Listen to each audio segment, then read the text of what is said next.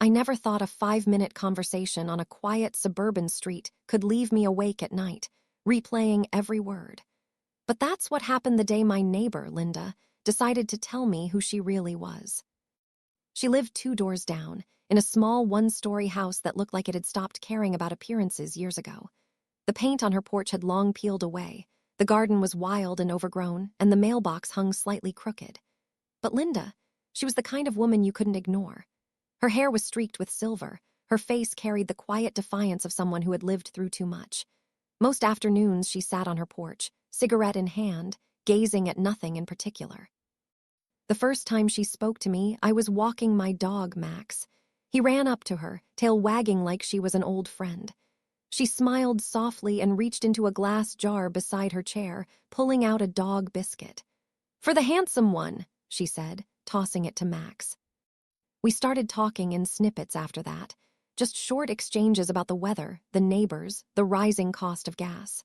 Her voice had a rasp to it, the kind that only years of cigarettes and hard truths could create. I liked her. She had this dry humor that could make even the simplest statement feel profound. Still, there was something behind her eyes, something unreadable.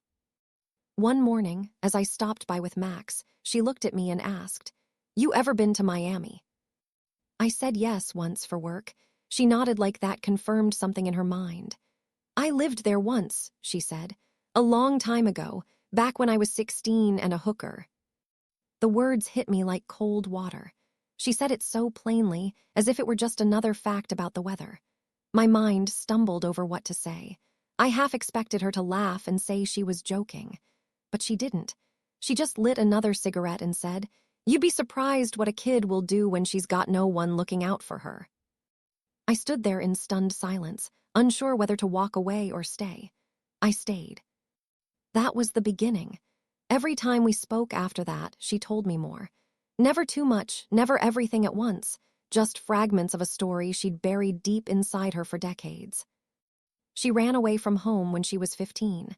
Her stepfather used to sneak into her room at night, and her mother refused to believe her. "She told me I made it up for attention," Linda said once, staring into the distance. "So one night I packed a bag and never looked back." She hitchhiked down the coast until she reached Miami.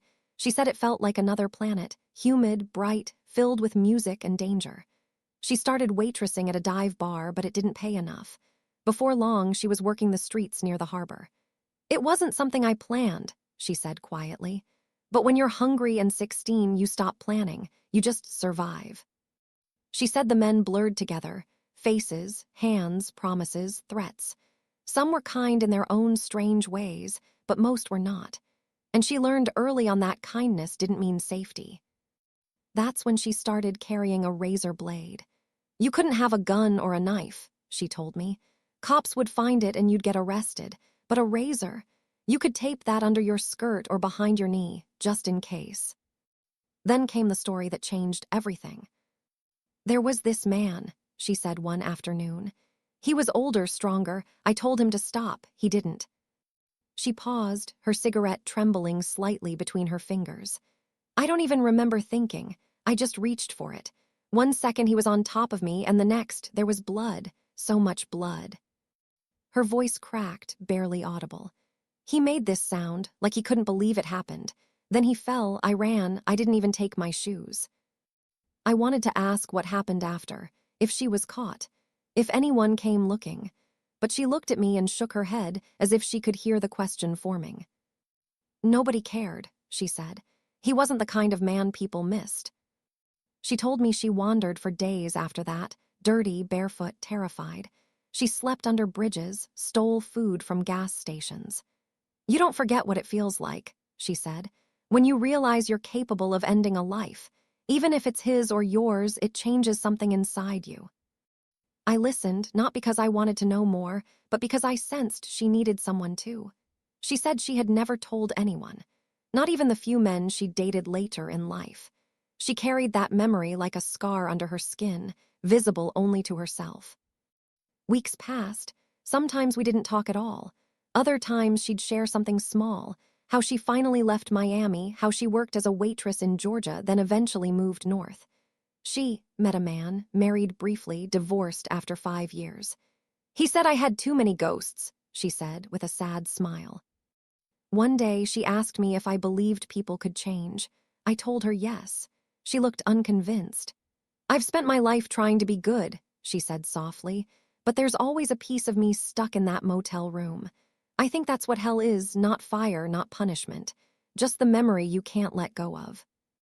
Her voice lingered in my head long after I went home that day. I told my wife about the woman down the street who's seen too much, but not the details. Some stories are too heavy to pass on. Then one evening, I saw her sitting on the porch crying. It wasn't the quiet kind of cry, but the deep, broken sobs of someone remembering every pain all at once. I sat beside her without speaking. She wiped her eyes, embarrassed. "Sorry," she muttered. "I just remembered his face. I used to dream about it. Sometimes I'd wake up and think I saw him standing at the foot of my bed." She laughed, a hollow sound. "Guess you never really escape, huh?" The next morning, her chair was empty, and it stayed that way. After 4 days, I started to worry. On the 5th, I went to her house. No answer. The blinds were drawn, the porch light still on in broad daylight. I called the police. They found her inside. Peaceful, too peaceful. An empty pill bottle on the coffee table beside an ashtray overflowing with cigarette butts. She left a note, folded neatly, placed under a half-finished cup of coffee. The note read, "For the guy with the dog. You listened. That's more than anyone's ever done. I told you my worst because I wanted someone to know I was more than that moment. I was scared, and I survived, but surviving isn't the same as living. I'm tired of remembering. Thank you for seeing me anyway." I sat on that porch for a long time after they took her away. The world felt unbearably quiet. In the weeks that followed, I kept thinking about the small things. How she always made sure Max got his biscuit. How she never judged anyone. How her laughter had this bitter sweetness, like someone trying to prove to herself that she still could. Sometimes I wonder if she really wanted forgiveness, or if she just wanted to be understood. I learned that she had no family left. No one came to claim her things. The house sat empty for months before someone new moved in. But her chair, the one on the porch, stayed there until the end. It was like the world couldn't quite erase her presence. I still walk Max past her house every morning. Sometimes, when the light hits just right, I can almost see her there again, leaning back in her chair, smoke curling around her, eyes half lost in a world that never really let her go. People talk about monsters like they live in the dark, hiding in shadows. But the truth is, sometimes monsters are just people who have been through too much pain to come out whole. Linda wasn't evil. She was broken, yes. Haunted, definitely. But somewhere beneath all that, she was still human. And maybe that's the hardest thing to be.